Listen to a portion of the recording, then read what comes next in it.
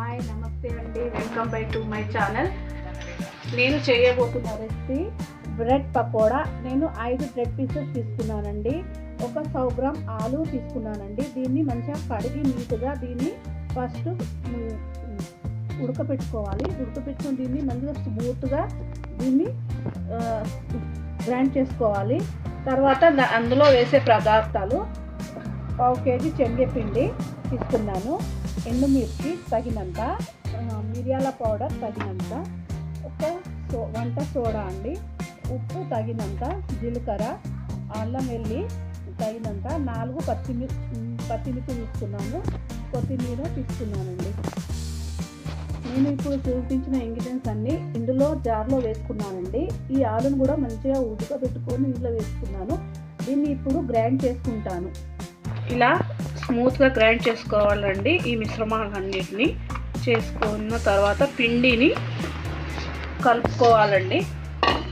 దీనిలో కొత్తిమీర వేసుకోవాలి, కొంచెం జీలకర్ర పైనుండి వేసుకుంటే బాగా టేస్టీగా ఉంటుందండి. ఇప్పుడు మనము పిండిని ఈ బౌల్లో తీసుకొని ఇందులో కొంచెం ఉప్పు వేసుకోవాలి,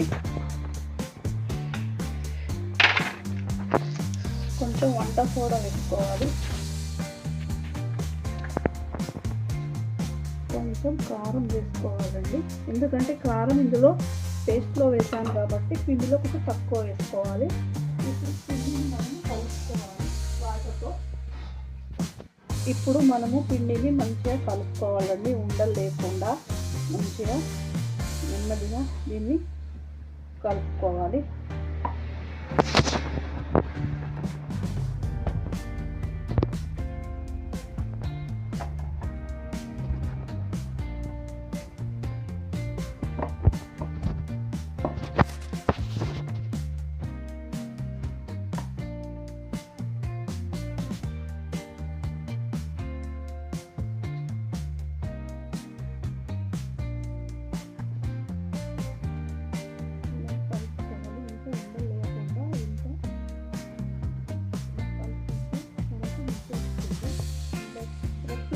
ఇలా కట్ చేసుకోవాలండి క్రాస్లో.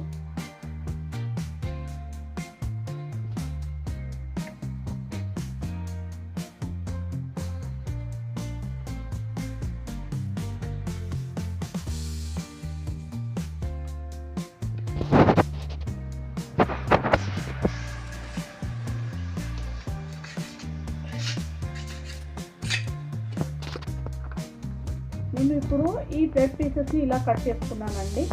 ఎందుకంటే ఇలా కట్ చేసుకుంటే బాగా వస్తుంది. ఇప్పుడు స్టవ్ అంటించుకుందాము. ఇందులో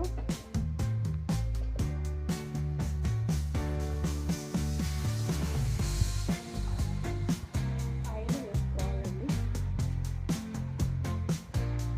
నూనె వేడైందో లేదో చూసుకుందామండి. ఆయిల్ వేడైందో లేదో చూసుకోవాలండి. ఇలా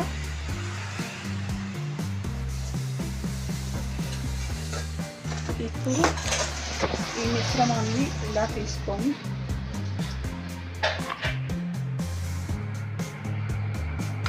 ఇప్పుడు ఇలా ఈ పిండిలోనూ ఇట్లా చేసుకొని ఇందులో వేసుకోవాలండి.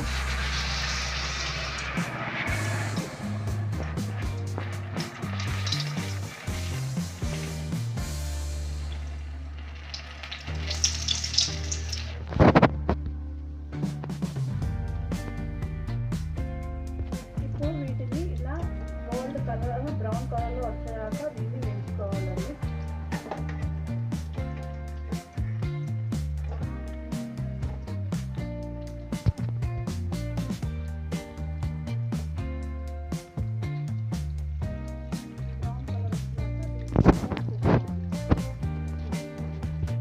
ఇప్పుడు గోల్డెన్ బ్రౌన్ వచ్చే వరకు దీన్ని ఇలా చేసుకోవాలి నెమ్మదిగా. ఎందుకంటే ఇది నేను ఫ్రెష్ బ్రెడ్ తీసుకున్నాను కాబట్టి.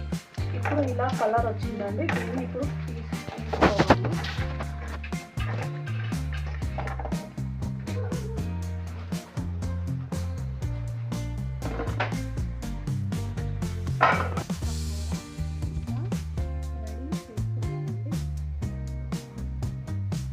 ఇలా